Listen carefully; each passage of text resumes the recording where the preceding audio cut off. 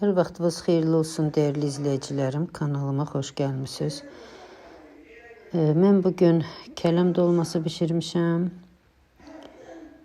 və bişirmə qaydasını sizinlə paylaşmaq istəyirəm əziz izleyicilerim. Keçirəm hazırlanma qaydasına. Mal əti götürmüşəm. Biraz da quyruq çəkilmiş quyruq. Xırda doğradığım soğanları, girdə düyü, balqar bibəri, duz, qara istiot, qırmızı pul biber, biraz da darçın əlavə elədim. Biraz da su əlavə eləyib bunları yaxşı-yaxşı qatışdırdım. Ət çox yağlı değildi, ona görə də biraz quyruq çəkdim, əlavə elədim. Sonra biraz qatışdırandan sonra keşnişi xırda doğrayıb əlavə elədim və yenə biraz su əlavə elədim ki, göyərti ətlə yaxşı qatışsın və ət yumşaq alınsın. Bunları yaxşı-yaxşı qatışdırıb qoydum kənara. İndi isə kələmin özəyini, yəni ortasındakı bərk hissəni kesib çıxardıram ki, kələmin yarpaqları rahatlıqla bir-birindən ayrılsın. Təzə kələm olduğuna görə isti suya salmamış vərəqlər ayrıldı, yarpaqlar ayrıldı. Bu arada isti suda qazanda qoymuşam, su isti çıxır, qaynayır.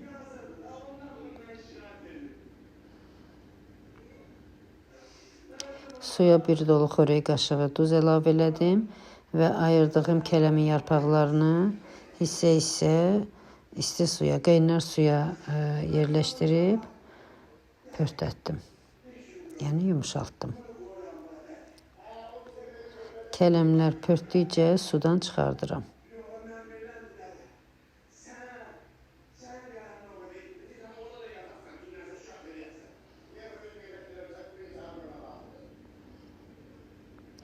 Pörtmüş kələmləri iki yerə bölürəm. Bu şərtlə ki, ortasındakı o bərk hissəni çıxardıb ayırıram.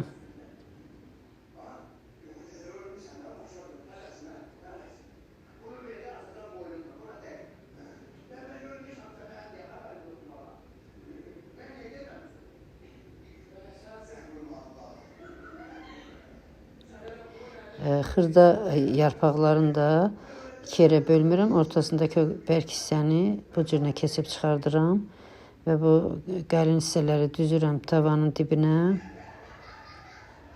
İndi isə kələmin ortasına əti yerləşdirib bükürəm. Mən üçbucaq formasında bükdüm. Siz istəsəz uzun formada bükę bilərsiniz.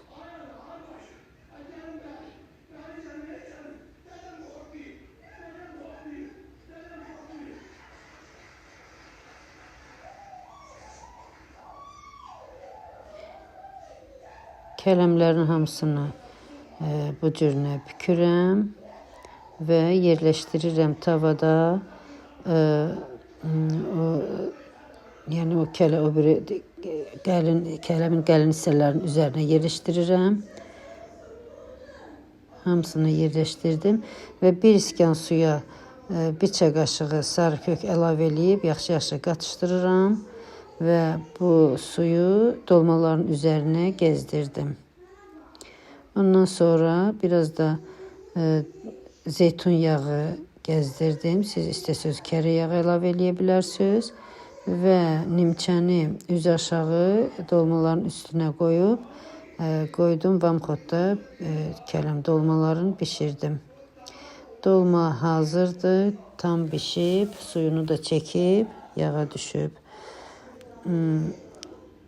Siz de pişirin əziz izleyicilerim. Bu kələm dolmasını pomidorlu, tomatlı da pişirmək olur. Mən bu dəfə belə pişirdim. İnşallah ümid edirəm ki, pişirib bəyənərsiniz.